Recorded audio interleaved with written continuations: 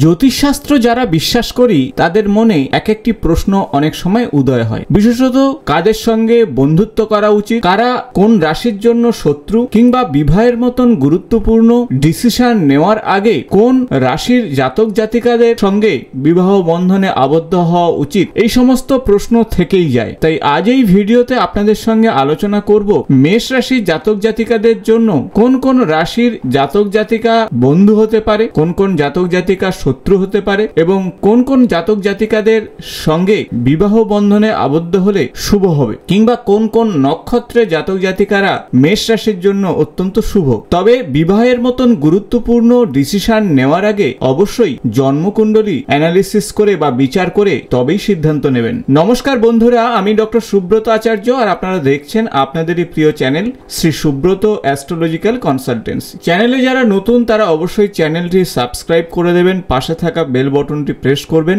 Video ভালো লাগলে বন্ধুদের সঙ্গে অবশ্যই শেয়ার করবেন। প্রথমে আমরা জেনে নেব মেষ রাশির জাতক জাতিকাদের মধ্যে কোন কোন গুণ বর্তমান রয়েছে আর সেই গুণের সঙ্গে কোন রাশির গুণ একেবারে কাছাকাছি। দ্বাদশ রাশিচক্রের প্রথম যে রাশি তা হলো মেষ, আর এটি হলো অগ্নিতত্ত্বের রাশি। এই রাশির অধিপতি হলো মঙ্গল। যেহেতু এই রাশির অধিপতি মঙ্গল এবং অগ্নিতত্ত্বের রাশি, তাই মেষ রাশির জাতক জাতিকারা অনেক উদ্যমী হয় এবং সাহসী হয়। মেষ রাশির জাতক জাতিকারা সাধারণত নতুন কাজে এগিয়ে পড়ে বা ঝাঁপিয়ে পড়ে, নতুন চ্যালেঞ্জকে তারা গ্রহণ করে, ঝুঁকি নিতে কখনো ভয় পায় না। এদের মধ্যে রয়েছে নেতৃত্ব দানের স্বভাব, তাই দল পরিচালনা করা, অন্যকে অনুপ্রাণিত করাই এদের মূল বৈশিষ্ট্য। মেষ রাশি জাতক জাতিকাদের মধ্যে অত্যন্ত আত্মবিশ্বাস রয়েছে। এরা নিজেদের ক্ষমতাকে বিশ্বাস করে, তাই নিজের লক্ষ্য অর্জনের প্রতি এরা দৃঢ় প্রতিজ্ঞ হয়ে থাকে। সৎ এবং স্পষ্টবাদী হয়ে থাকে মেষ রাশির জাতক কিংবা জাতিকারা, তাই নিজেদের মতামত স্পষ্টভাবে বলতে এরা ভয় পায় না। এরা কঠোর পরিশ্রমী হয়, পরিশ্রমের বিকল্প এদের পাশে থাকে না, তাই পরিশ্রমের মাধ্যমে নির্দিষ্ট লক্ষ্যবস্তুকে তারা স্পর্শ করে, আর এটাই তাদের দৃঢ় প্রতিজ্ঞা। এরা উৎসাহী এবং বন্ধুত্বপূর্ণ সম্পর্ক রাখতে পছন্দ করে, নতুন বন্ধু তৈরি করতে এবং সামাজিকভাবে মিশতে এরা পছন্দ করে। যদিও এদের মধ্যে একটা স্বাধীন চেতনা রয়েছে, খুব বেশি নিয়মকানুন মানতে এরা পছন্দ করে না, নিজের মতো করে জীবনযাপন করতে চায়। তবে নেগেটিভ বৈশিষ্ট্যের মধ্যে হলো এরা দ্রুত সিদ্ধান্ত নিয়ে ফেলে, ভাবনা চিন্তা না করেই সিদ্ধান্ত নিয়ে ফেলার জন্য অনেক সময় হঠকারিতার বশবর্তী হয়ে কিছু ভুল সিদ্ধান্ত নিয়ে ফেলে। তাই সামগ্রিক দিক থেকে বলা যেতে পারে মেষ রাশির জাতক কিংবা জাতিকারা সাধারণত অগ্রগামী হয়, নতুন ধারণা গ্রহণ করতে, নতুন পথ দেখাতে এরা পছন্দ করে। তবে কিছু দুর্বলতার জায়গা রয়েছে, যেমন এদের মধ্যে উগ্রতা থাকার জন্য অনেক সময় হতাশাও চলে আসে, অত্যন্ত আবেগপ্রবণ হওয়ার জন্য বেশি রেগে যেতে পারে, দ্রুত সিদ্ধান্ত নিতে পারে, আর ভুল সিদ্ধান্তে এদের সমস্যা তৈরি হয়। অনেক সময় অহংকারী হয়ে থাকে এবং নিজেদের সেরা মনে করে, অন্যের কথা শুনতেও চায় না, আর এটাই কিন্তু সম্পর্ক নষ্ট করে। ধৈর্যহীনতার জন্য দীর্ঘ লক্ষ্য এরা অর্জন করতে পারে না অনেক সময়। আসুন এখন জেনে নেব মেষ রাশি জাতক জাতিকাদের জন্য কোন রাশি বন্ধু হতে পারে। চন্দ্র রাশির সাপেক্ষে আপনাদের সঙ্গে আলোচনা করছি। মেষ রাশি হলো অগ্নিতত্ত্বের রাশি, তাই অগ্নিতত্ত্বের রাশির সঙ্গে অগ্নিতত্ত্বের রাশির একটা সম্বন্ধ তৈরি হতে পারে, ঠিক যেমন সিংহ রাশি। দ্বিতীয়ত ধনু রাশি, সিংহ রাশি, এই দুটি অগ্নি রাশির মধ্যে সম্বন্ধ কিন্তু ঠিকঠাক ভাবে এগোতে পারে। ধনু রাশি জাতক জাতিকারা যেমন স্বাধীনচেতা মনোভাব পোষণ করে এবং দীর্ঘস্থায়ী বন্ধুত্ব গড়তে পছন্দ করে, তাই এদের সঙ্গে মেষ রাশির সম্বন্ধ ভালো হয়। মীন রাশির জাতক জাতিকারা আবেগপ্রবণ হয়ে থাকে এবং সহানুভূতিশীল হয়ে থাকে, তাই এদের সঙ্গে মেষ রাশির সম্বন্ধ অনেকটাই টেকে। তুলা রাশির জাতক জাতিকারা অত্যন্ত কূটনীতিপরায়ণ এবং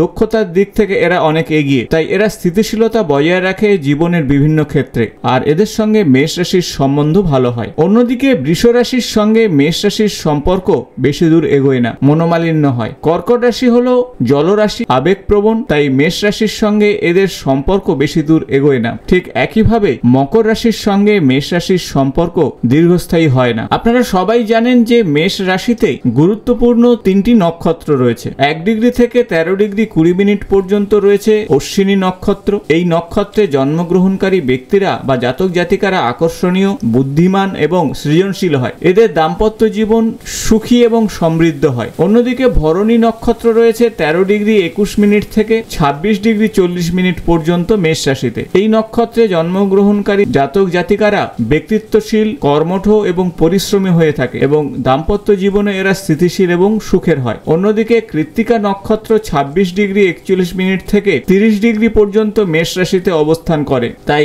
এই নক্ষত্রের জাতক জাতিকাদের নেতৃত্ব দান করার ক্ষমতা, সাহসিকতা এবং আত্মবিশ্বাসের মতন বৈশিষ্ট্য রয়েছে। তাই এদের সম্পর্ক কিন্তু অত্যন্ত ভালো হয় এই সমস্ত রাশির সঙ্গে। এখন আসবো কোন নক্ষত্রের সঙ্গে কোন নক্ষত্রের বিবাহ অত্যন্ত শুভ হতে পারে। সেক্ষেত্রে মেষ রাশির অশ্বিনী, ভরণী এবং কৃত্তিকা নক্ষত্রের সঙ্গে সিংহ রাশির মঘা নক্ষত্র, কর্কট রাশির পুষ্যা নক্ষত্র, কন্যা রাশির হস্তা নক্ষত্র এবং চিত্রা নক্ষত্রের সঙ্গে সম্বন্ধ ভালো হতে পারে। মেষ রাশির জাতক জাতিকাদের জন্য বন্ধু রাশির মধ্যে অন্যতম হলো সিংহ রাশি এবং ধনু রাশি। এরা উৎসাহী, সাহসী এবং মেষ রাশির সঙ্গে দ্রুত বন্ধুত্ব করতে পারে। অন্যদিকে বায়ু রাশি হলো মিথুন রাশি, তুলা রাশি। এরা বুদ্ধিমান, যোগাযোগে দক্ষ এবং মেষ রাশির সঙ্গে মানসিক চাহিদা পূরণ করতে পারে। কারণ অগ্নি রাশি একটি মৌলিক প্রকৃতির হওয়ায় এরা একে অপরের উৎসাহ এবং শক্তি বুঝতে পারে। অন্যদিকে বায়ু রাশির মধ্যে বুদ্ধিমত্তা, যোগাযোগের দক্ষতার মাধ্যমে এরা মেষ রাশি জাতক জাতিকাদের মধ্যে মানসিক বন্ধন স্থাপন করতে পারে। তবে